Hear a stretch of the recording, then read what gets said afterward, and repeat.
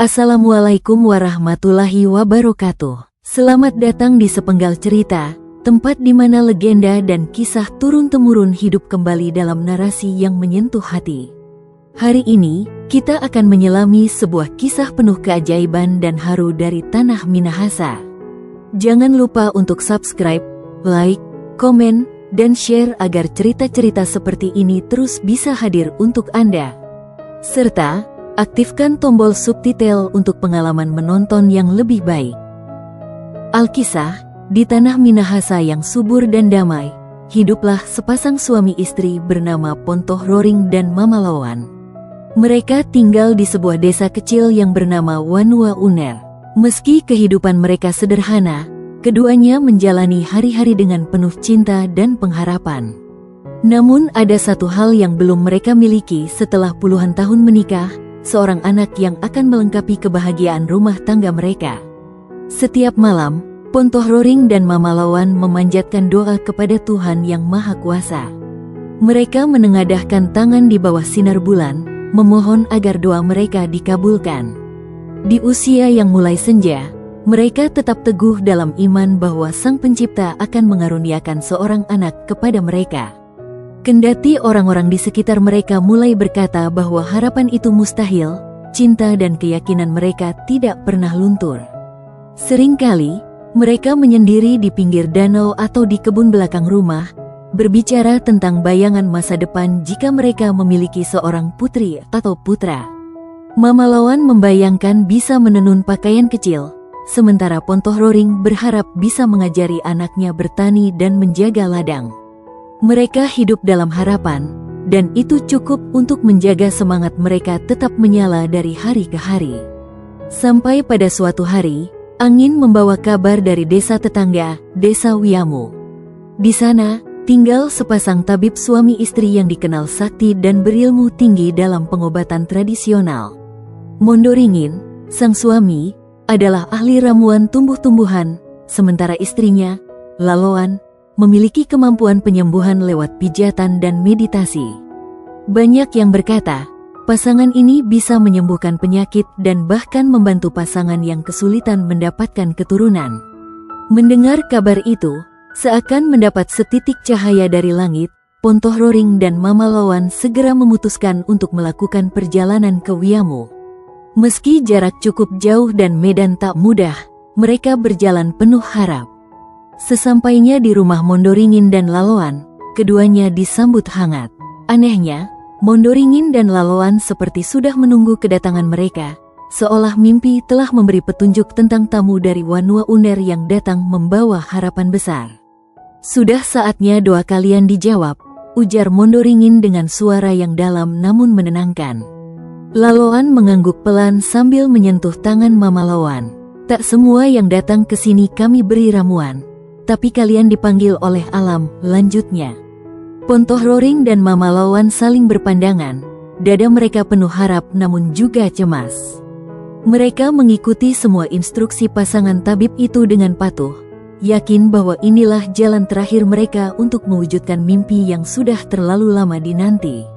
Selama 7 hari 7 malam, Pontoh Roring dan Mama Lawan tinggal di rumah kayu sederhana milik Mondoringin. Mereka menjalani berbagai ritual penyucian diri. Mama Lawan dimandikan dengan air bunga 7 rupa di bawah sinar rembulan, sedangkan Pontoh Roring harus berpuasa dan berdoa di tengah hutan kecil di belakang rumah. Setiap malam, mereka bermeditasi di depan tungku api sambil menghirup asap dari ramuan dedaunan yang dibakar oleh Laloan. Ritual tersebut bukan hanya melelahkan fisik, tetapi juga menguras emosi. Dalam malam yang sepi dan diterangi cahaya bintang, Pontoh Roring sering menangis diam-diam, sementara Mama Lawan memeluk dirinya sendiri agar tak hancur oleh harapan yang terlalu besar. Namun Mondoringin dan Laloan terus meyakinkan mereka bahwa semuanya sedang berjalan sesuai kehendak alam. Tak ada yang sia-sia bagi mereka yang bersungguh hati. Di hari ke-7, ketika ritual ditutup dengan pembacaan doa panjang dan persembahan di bawah pohon waruga tua yang dianggap sakral, Pontoh Roring dan Mama Lawan diminta pulang dengan penuh keyakinan. "Jangan ragu, dan jangan tanyakan kapan waktunya," kata Mondoringin saat mereka berpamitan. Alam akan bicara lewat tubuh dan mimpi. Dengarkan dan bersyukurlah saat ia tiba. Dengan hati yang lebih ringan namun penuh harap, pasangan dari Wanua Uner itu pun kembali ke rumah mereka. Beberapa bulan kemudian, keajaiban yang telah lama mereka nantikan benar-benar datang. Mama Lawan mulai merasa mual dan tubuhnya terasa berbeda. Pontoh Roring yang sedang bekerja di ladang pun berlari pulang saat mendengar kabar dari tetangganya. Dengan air mata penuh haru, ia menggenggam tangan istrinya yang sedang duduk di balai-balai rumah. Mereka saling menatap dengan mata yang membasah, tak perlu kata-kata untuk menyampaikan kebahagiaan yang luar biasa itu. Waktu terus berlalu, dan kandungan Mama Lawan tumbuh sehat. Setiap hari, Pontoh Roring memperlakukan istrinya dengan penuh kasih, memastikan makanan bergizi tersedia dan pekerjaan rumah tak menjadi beban. Para tetua desa pun turut mendoakan agar bayi yang dikandung Mama Lawan lahir dengan selamat. Berita tentang kehamilan Mama Lawan menyebar ke seluruh penjuru Wanua Uner, membuat banyak orang terharu atas kesabaran dan keteguhan pasangan itu. Tibalah saat yang dinanti. Di tengah malam yang tenang, saat langit berselimut bintang dan bulan tampak penuh dan bersinar terang, tangisan pertama bayi perempuan menggema dari rumah Pontoh Roring dan Mama Lawan. Seisi rumah dipenuhi sukacita dan tangis bahagia. Bayi itu begitu cantik, kulitnya bersih seperti sinar bulan, matanya jernih seperti danau, dan senyumnya sejuk menenangkan. Mereka menamainya Panagian, dan dengan penuh kasih sayang memanggilnya Keke Panagian, sapaan lembut dalam bahasa Minahasa untuk anak perempuan tercinta. Sejak kecil, Keke Panagian menunjukkan tanda-tanda sebagai anak yang istimewa. Ia tumbuh dengan cepat, selalu ceria, dan menebarkan rasa damai di sekitarnya. Para tetangga sering menyebut Panagian sebagai anak cahaya, karena kehadirannya membawa kegembiraan, seolah ia benar-benar dikirimkan oleh langit. Ia suka menolong binatang kecil yang terluka, memberi makan ayam dan burung, serta tak pernah tega melihat makhluk hidup menderita. Suatu hari, ketika usianya belum genap 7 tahun, Panagian menghilang dari rumah. Kegemparan melanda seluruh desa. Pontoh Roring dan Mama Lawan panik. Mereka mencari ke setiap sudut desa dengan hati penuh kecemasan. Warga turut membantu pencarian. Ternyata Panagian ditemukan sedang duduk di pinggir danau, memeluk seekor anak kucing yang basah kuyup karena hujan. Ia menangis karena tak bisa menemukan induk dan saudara-saudara si kucing. Ketika ditanya mengapa tak pulang, ia hanya menjawab, "Aku takut kucing ini sendirian dan kedinginan."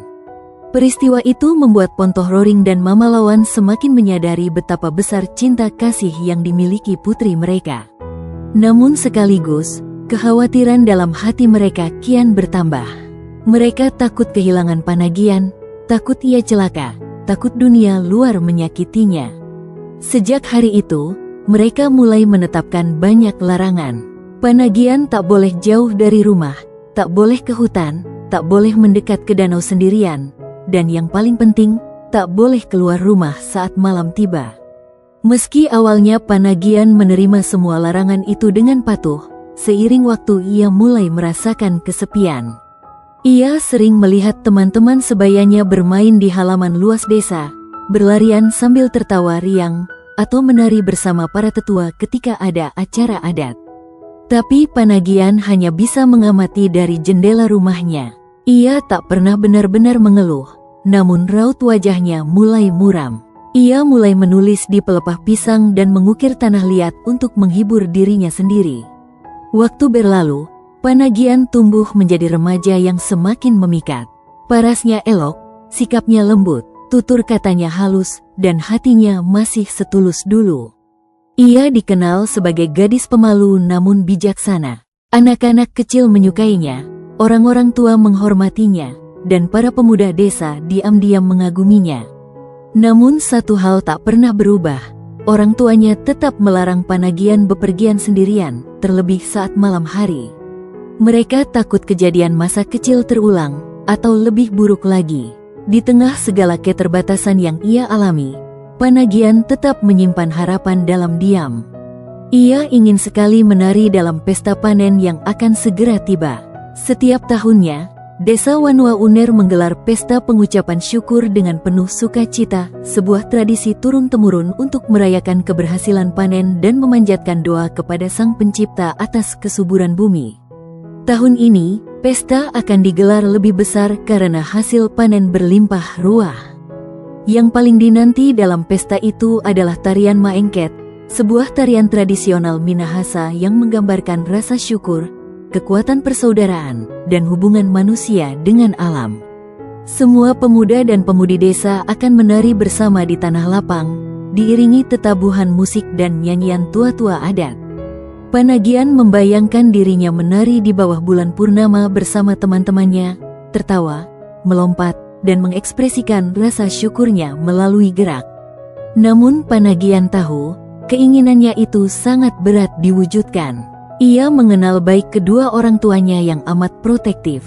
Meski pesta itu hanya terjadi sekali dalam setahun, ia tak yakin akan diizinkan menghadirinya. Tapi jauh di lubuk hatinya, ia tetap menyimpan keinginan itu erat-erat. Ia ingin mencoba berbicara pada ibunya, dengan harapan bahwa kali ini, setelah sekian lama ia patuh dan menurut, hatinya bisa didengar.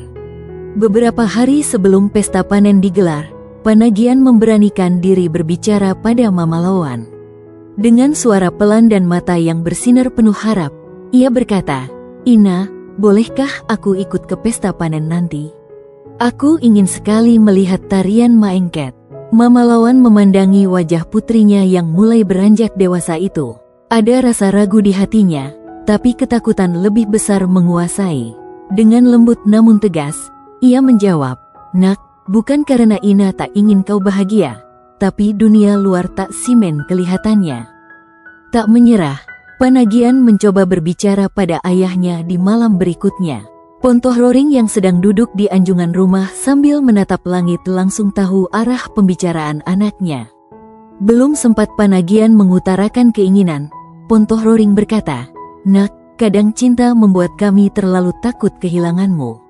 Bukan karena kami tak percaya padamu, tapi karena dunia bisa kejam pada mereka yang polos." Kata-kata itu menghentikan langkah Panagian. Ia hanya bisa menunduk dan kembali ke kamarnya dengan hati yang berat. Hari pesta pun tiba. Sejak pagi, suara tawa dan nyanyian menggema dari tanah lapang desa. Warga mengenakan pakaian adat terbaik mereka. Wewangian rempah dan aroma makanan khas pesta menguar dari berbagai sudut. Tapi di dalam rumah Pontoh Roring, suasana justru hening. Panagian duduk sendiri di kamarnya, menatap cahaya yang masuk dari celah jendela, membayangkan teman-temannya yang sedang menari dan menyanyi di bawah terik mentari. Menjelang malam, riuh pesta semakin meriah. Musik tradisional ditabuh, tarian Maengket mulai disiapkan. Panagian tak sanggup lagi menahan perasaan. Ia berdiri, membuka peti kecilnya, dan mengambil baju terbaiknya. Ia mengenakan kain adat dengan motif warisan neneknya dan menghias wajahnya dengan sedikit pulasan alami dari bunga dan akar wangi. Di depan cermin kecil, ia melihat pantulan dirinya, tak lagi anak kecil, tapi seorang gadis yang ingin dikenali dunia. Dengan langkah ragu namun tekad bulat, Panagian menemui kedua orang tuanya yang tengah duduk di ruang tengah. Di bawah terang bulan purnama yang menerangi lantai rumah, ia kembali memohon, "Ina, Ama, izinkan aku pergi meski hanya melihat dari jauh. Aku janji tidak akan lama." Tapi jawaban keduanya tetap sama. Mama Lawan memalingkan wajah dengan mata yang basah, dan Pontoh Roring bangkit dari duduknya lalu berkata, "Tidak, Panagian. Malam bukan waktumu berada di luar rumah." Panagian berdiri terpaku di tengah ruangan. Jawaban itu kembali menghantam hatinya seperti gelombang di batu karang. Hatinya berkecamuk. Ia merasa dicintai, tetapi juga dipenjara oleh cinta itu. Setelah beberapa saat membisu, Panagian perlahan melangkah kembali ke kamarnya. Ia menutup pintu pelan, menahan air mata yang hampir tumpah. Namun di dalam dirinya, sebuah gejolak baru mulai tumbuh. Ia tidak ingin malam ini berakhir seperti tahun-tahun sebelumnya, hanya menonton dari jendela, tanpa pernah benar-benar ikut merasakan. Bulan purnama telah naik tinggi di langit, menerangi seluruh desa dengan cahaya keperakan yang lembut. Panagian duduk di ambang jendela kamarnya, memandangi tanah lapang yang tampak ramai dari kejauhan. Lampu-lampu obor menyala di sepanjang jalur menuju pusat pesta, gemuruh musik terdengar hingga ke rumahnya. Di saat itulah, sebuah cahaya putih lembut perlahan masuk ke dalam kamarnya. Cahaya itu seolah mengalir dari langit, membentuk jalur bercahaya yang mengarah dari jendelanya ke arah tanah lapang. Panagian terpana. Cahaya itu tampak hangat dan menenangkan, seakan memanggilnya. Hatinya yang penuh kerinduan terasa disentuh oleh sesuatu yang tak kasat mata. Ia berdiri pelan, melangkah mendekati jendela, dan merentangkan tangannya. Angin malam berhembus lembut, membawa harum bunga-bunga malam dan suara tetabuhan yang terdengar seperti nyanyian yang memanggil namanya. Panagian tahu bahwa itu bukan cahaya biasa. Ia merasa bahwa inilah jawaban dari segala doa yang pernah ia panjatkan dalam diam. Tanpa banyak berpikir lagi, Panagian melangkah keluar dari kamarnya. Ia melewati ruang tengah dengan pelan, menahan napas agar langkahnya tak terdengar. Begitu sampai di luar, cahaya itu tetap ada, mengarah lurus ke pusat pesta. Panagian mengikuti jalur itu, kakinya menapak tanah yang lembut dan dingin. Langkah demi langkah ia tempuh dengan dada berdegup cepat. Perasaan bersalah dan takut bercampur dengan rasa bahagia yang belum pernah ia rasakan. Malam itu, ia memilih untuk merasakan dunia. Ketika Panagian tiba di tanah lapang, semua orang menghentikan aktivitasnya.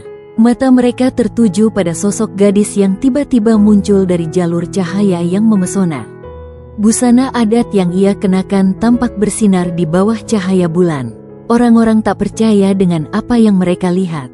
Seakan-akan seorang bidadari turun dari langit, Panagian melangkah masuk ke tengah keramaian.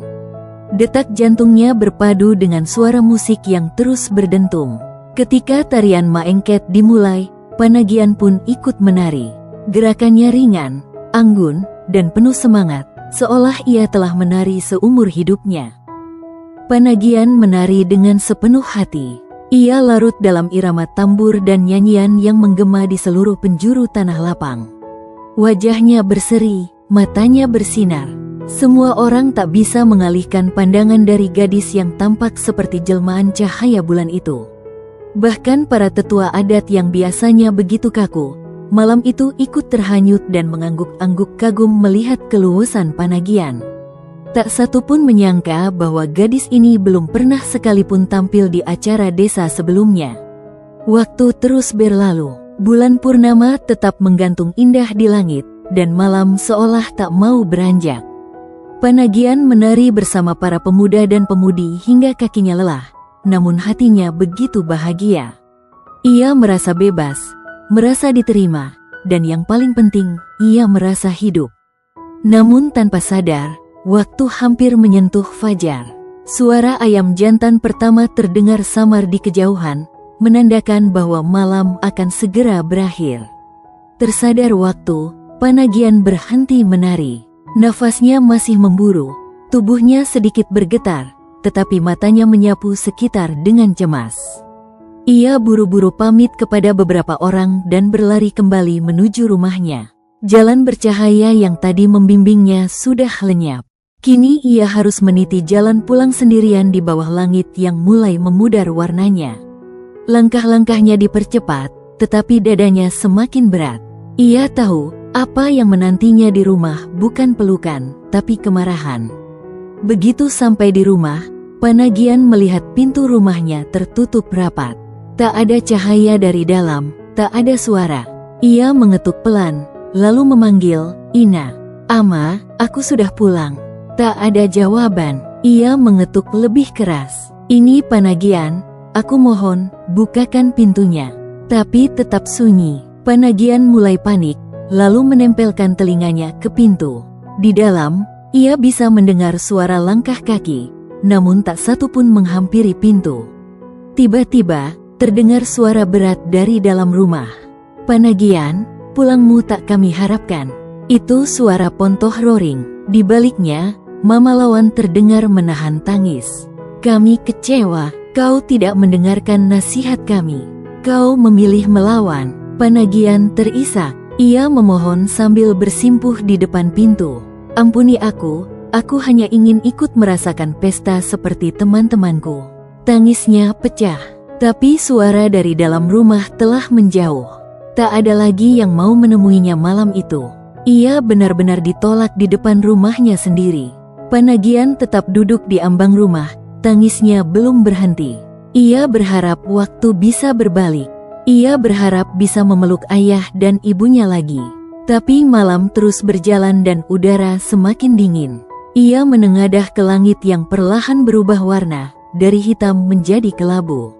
Harapan dalam dirinya perlahan meredup. Ia berdiri, menatap rumah tempat ia dibesarkan, lalu melangkah pergi dengan langkah gontai. Hatinya berat, namun ia merasa tak lagi punya tempat di sana. Ia memutuskan pergi ke rumah bibinya, tapi sesampainya di sana, bibi dan pamannya hanya bisa menatap dengan sedih. Sang bibi membujuk Panagian agar kembali ke rumah orang tuanya, bahkan menawarkan tidur di kolong rumah untuk sementara, sambil menunggu orang tuanya melunak. Panagian terkejut. Ia tak pernah membayangkan harus tidur di bawah rumah tempat ayam dan ternak biasanya disimpan. Namun karena tak ingin merepotkan siapapun, ia menurut dan berbaring di kolong rumah, berselimutkan dingin dan kesepian. Malam berikutnya, Panagian tidak pulang ke rumah maupun ke rumah bibinya. Ia berjalan sendirian tanpa arah. Hatinya yang hancur membawanya kembali ke tanah lapang tempat ia menari malam itu. Di sana, semuanya sudah sepi. Tak ada musik, tak ada cahaya. Hanya keheningan dan bulan yang perlahan kembali muncul dari balik awan. Panagian duduk bersandar di sebuah batu besar, Batu Tumotowa, tempat tetua biasa memberi petuah. Disitulah ia menangis sejadi-jadinya. Suaranya menggema di tengah kesunyian, menyayat langit yang terang. Tiba-tiba, angin berhenti bertiup, awan mengelilingi bulan, dan dari balik cahaya bulan, sebuah sinar lembut turun perlahan. Cahaya itu membentuk sebuah tangga cahaya, turun langsung ke tanah lapang. Panagian terdiam, tangisnya mereda, digantikan rasa damai yang hangat. Dari dalam cahaya itu, terdengar suara lembut, seolah berkata, "Waktumu di sini telah cukup. Mari pulang." Panagian menoleh, dan perlahan bangkit. Ia melangkah menaiki tangga cahaya itu. Langkah demi langkah ia tapaki, semakin tinggi, meninggalkan tanah yang selama ini ia cintai. Dari kejauhan, Pontoh Roring dan Mama Lawan yang akhirnya mencarinya, melihat Panagian di puncak tangga cahaya. Mereka berlari, memanggil nama putri mereka dengan tangis dan penyesalan. Tapi Panagian hanya menoleh sekali, tersenyum pilu, lalu mengucapkan salam perpisahan. Cahaya itu naik tinggi, membawa Panagian ke langit malam. Sejak saat itu, warga Wanua Uner percaya bahwa ketika bulan purnama datang, sinarnya adalah tanda bahwa Panagian sedang menari bahagia di langit, mengikuti pesta syukur dalam cahaya yang abadi. Dari cerita Keke Panagian, kita bisa belajar bahwa hubungan orang tua dan anak adalah hubungan dua arah. Sebagai orang tua, memaksakan kehendak hanya akan memberi jarak dalam hubungan dengan anak. Anak juga tidak sejahtera bersama orang tuanya. Kemauan anak memang tidak semua patut dituruti, tapi larangan juga tidak menjadi solusi mentah-mentah untuk melindungi anak. Kuncinya adalah seiring anak bertambah, orang tua juga harus semakin mampu berdiskusi dengan bijak. Terakhir, penyesalan selalu datang terlambat. Jangan sampai kita memuaskan ego semata sampai lupa mendengar kata hati. Selagi kita mampu memberi maaf, kita tidak hanya memberi kesempatan orang yang bersalah pada kita untuk lebih baik, tapi juga membuat diri dan hati kita sendiri lebih tenang. Sebuah kesalahan yang dibuat seorang bukan berarti ia tidak berhak diberi maaf dan kesempatan baru. Sampai di sini cerita Keke Panagian, semoga kita bisa memetik pelajaran berharga yang ada. Ikuti terus cerita seru dan menarik lainnya hanya di Sepenggal Cerita. Sampai jumpa.